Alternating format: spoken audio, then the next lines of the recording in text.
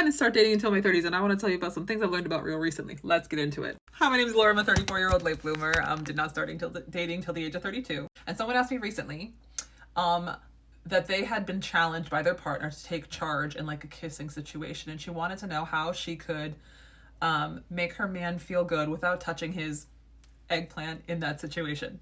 And I was like, this is actually a really good question, because I don't know about you, but I still find myself, unless I'm invited to take an action, I can feel very hesitant about touching anybody in an intimate place. And don't get me wrong, that's a good life policy. Okay, we want consent. But it's a two-way street. Here are a few suggestions. Okay, so if you were in a kissing situation, let me get closer. If you were in a kissing situation, let's say you're sitting side by side or you're facing each other, okay? There are so many sensual experiences just from the shoulders up that you can concentrate on, okay? And a lot of the things that you like, your partner would also like too. So I'm speaking for straight folks, but this applies to both genders and all sexualities, okay? So I'm going to be speaking specifically, though, if your partner is male or has facial hair.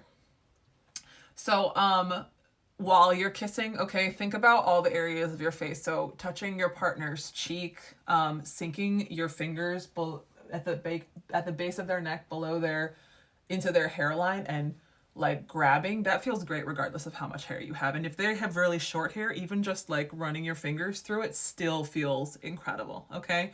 Running your fingers along their jawline. I really love the mindless touch of like, speaking about men here, when they've got when you're running your fingers through on their arms, or like touching like their hands, like the veins and fingers of those mindless touches. If they have any kind of facial hair, learned this one recently, they can really enjoy you just giving them like beard scratches. So like you could use nails, but you don't have to, up and down their cheeks, okay? And like the joy I get seeing my partner enjoy this. If you're facing them and you can kind of slide your arm down their shoulder and like rub a shoulder, and this is it's winter here in New York, so it's cold. Everyone's wearing shirts, but literally if you wanted to slide your hand down their shirt or up their shirt and like go up from the back, but like running your fingers while you're kissing them or not, up and down their back, another really solid move. Another one of my favorites is if you're cuddling afterwards and they're like, you could have them rest on your chest, or you can have their head rest in your lap. And if you are just like tracing their eyebrows, going along the edges of their face, again, the beard scratches, going through their hair, like all of that feels so good, and it can be so sensual without you even getting near any special parts. If you have been doing more closed mouth kissing and you wanted to try to experiment with, say, like tongue kissing, like you could do as you're kissing them, just lick their little, like just a little like lick along their bottom lip as like an invitation to see if they want that to happen. If you don't want it to happen, that's fine. But again, just initiating, taking charge, right? And aiming to just put your tongue in someone else's mouth and like brush tongues. I know it sounds gross, and it's okay if it is gross for you, but I am just discovering that this can actually be a really good time, and I wanted to share. You can also suck on someone's lower lip.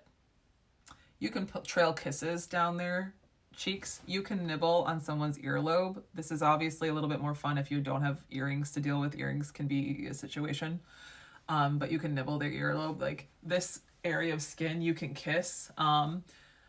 I found that you can also give neck kiss. I love being on the receiving end of neck kisses, but even with facial hair, like if you kiss the skin where their beard ends, or just their neck in general, down their chest, like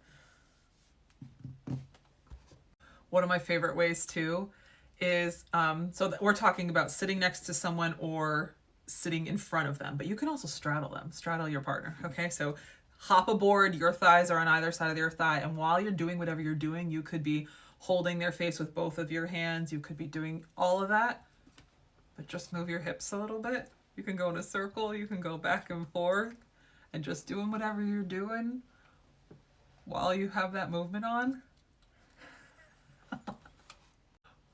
is she. If you have other suggestions, feel free to drop them below, but those are some of my favorite ones. I wish you all the stimulating activities.